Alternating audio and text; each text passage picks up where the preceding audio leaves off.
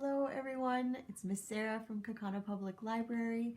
I'm here today to teach you a craft. We're going to learn how to build and weave on a cardboard loom, which is a great project for making out of things you probably already have around your house. It's great for making coasters, washcloths, wall hangings, bookmarks, pretty much anything, it's determined by the size of your piece of cardboard. So if you wanted to buy a new refrigerator and weave a blanket on it, you could do that. So I'll show you here what you need. Our supplies are going to be some string or yarn, a piece of cardboard, a tapestry needle, although if you do not have one of these, you can still weave. You can even make one of these out of a paper clip if you bend it and just make a loop at one end. If you have glue, you can use glue, but you don't need it for this. A fork is also something that can help, but you don't absolutely need one. Scissors, a ruler you do need for sure, because we're going to be doing some measuring. So what we do to make our cardboard loom is we just take a piece of cardboard, and in its most basic state, it's just a rectangle with notches at each end to hold your yarn in place. You do want to have something that will lift your yarn away from the cardboard. I've got a pipe cleaner here for this one. For this one, I've got just a loose piece of cardboard slipped in. Or if you want to, you can glue down strips of cardboard just below your notches, and that will help lift your yarn up as well. And that's a more permanent solution. So the way you're going to make your loom is cut out your piece of cardboard, whatever shape or size you want. As you can see, you don't have to fill the whole loom for your project. So you can make a big loom and still make something small on it if you like. So I've made a big loom here. You want to make sure that you're working with an even line. So even though my cut of my cardboard is not even, I've taken my ruler and measured to make sure that I have a straight line going across so that I can cut my notches down to that line all along. And you want to make sure you have about 1 inch of selvage at each end. And you want to make sure you've measured each notch about 1/4 of an inch apart. So I just marked them and then cut from there. And I cut mine with a box cutter to start with and then finished it with scissors, but you can cut them however works for you. Just scissors works too. And then another important point is you want to make sure that your notches at each end are directly across from each other. So that's where that measuring becomes very important, because you want to make sure that these strings are going to be on a straight line. So once you've created a straight line this way and measured your notches out so that they're all on a straight grid this way, and you've put something in to help lift your strings, then you're ready to warp your loom. Now these long threads that go across your loom that you weave through, that's called your warp. So I took my yarn, and to warp my loom, I just tied a knot in one end, a big knot, so like 3 granny square knots there, and then slipped it into the first notch,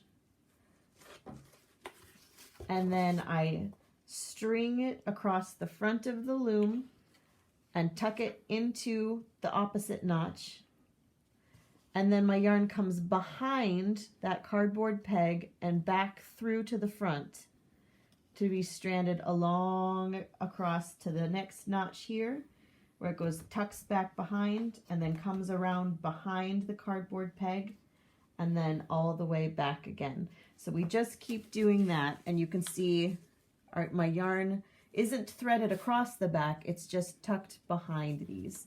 So to do my next one, I have my string here, and I will tuck it back through that notch there,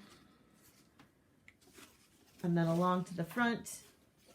I run my strand across the loom and tuck it into that opposite notch. Now you want to make sure that these are taut, but not too tight. You don't want them putting too much strain on these pegs because they're not super strong. You know, you want it to still be fairly loose on here, but taut enough so that they're firm and straight. So that's how you warp your loom, and I would go all the way across for this if I wanted to make like a placemat or a tea towel or something like that. And then once your loom is warped, it's time to weave on it. So you can see I've started weaving here. I've left some space at the top. You don't want to weave all the way up to these. You can, but it's easier to get it off if you don't.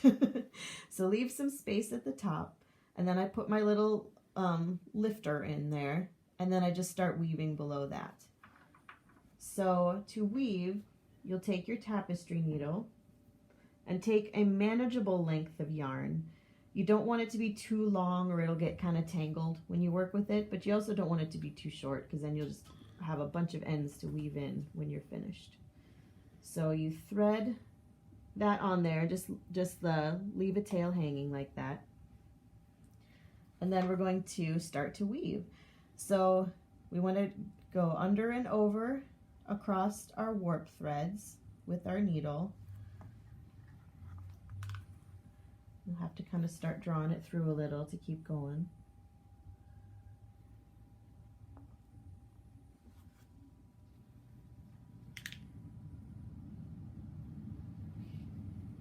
And then we want to pull the yarn all the way through so that just a few inches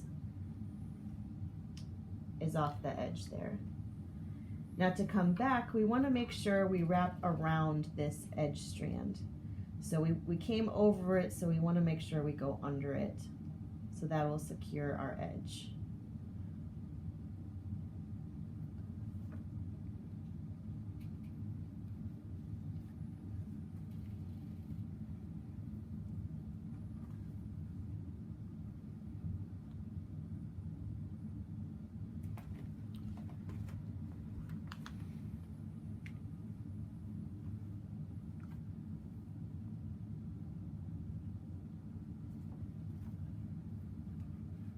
Now when we're doing our edges, we want to make sure we pull our yarn through, but we don't want to pull it tight, because if you pull it tight, you're going to cinch in that edge, and you don't want that. You want a straight edge.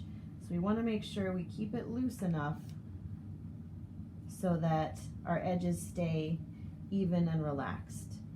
So now you can see how it's kind of down there ways. That's where your fork can come in handy. So you can just scooch your threads together like that. And if I wanted to, if I were weaving normally and not just showing you how to start, I would have, you know, I can scooch this all the way up so that it's snug against my previous work there.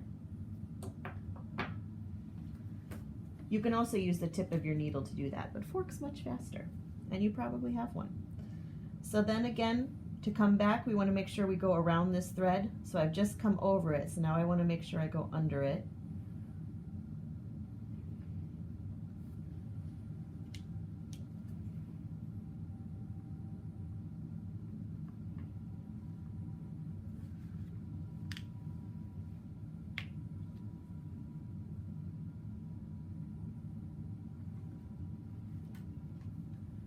Just make sure my yarn doesn't get tangled there. Now I'll pull it through again so that it's not too tight, so it keeps my edge smooth there, and then just cinch it up again. And that's how I would keep weaving, just making sure that I'm always wrapping that edge strand. And just keep your edges nice and loose. You can see nothing in here is very tightly pulled because you want a nice soft fabric when you're done. So that's how I would continue weaving this piece. And then to finish your work, like here is a bookmark that I wove, and you can see I have these little tails coming, and that is where I changed colors or changed yarn. You can see how when I added this new color here, I just left my tails hanging out here. So you don't have to do anything special with those as you go, just leave them there, and when you run out of yarn, just stop and then grab a new piece and keep going with a new piece. And then at the end is when you would deal with all the little strings hanging off. So what you would do is you want to weave these ends into the fabric. Now if you don't have a tapestry needle, this part would be difficult to do if you're using a paper clip, because it's not going to let you weave through very easily. If you don't have a tapestry needle and you need to secure your ends, what I would recommend doing is, like, here's my pink end and now I'm working in green.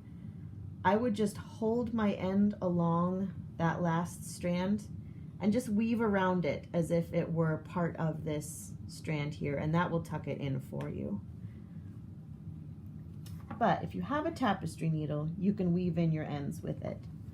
So what I'll do is I'll just take my needle and run it inside those loops along the edge stitch to secure it, just for a little ways or so, and pull it through,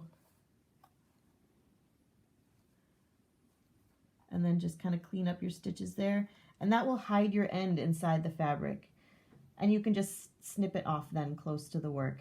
It's already woven through all this, so it's not likely to come undone.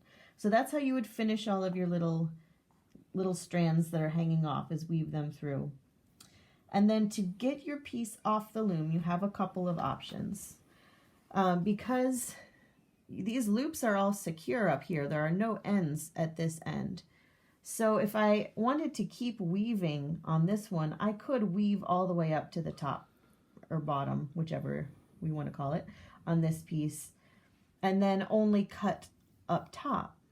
Or if I want fringe at both ends, I can cut both ends, and I would just snip these strands, and I would take each two and tie them together. So I'd tie these two, and these two.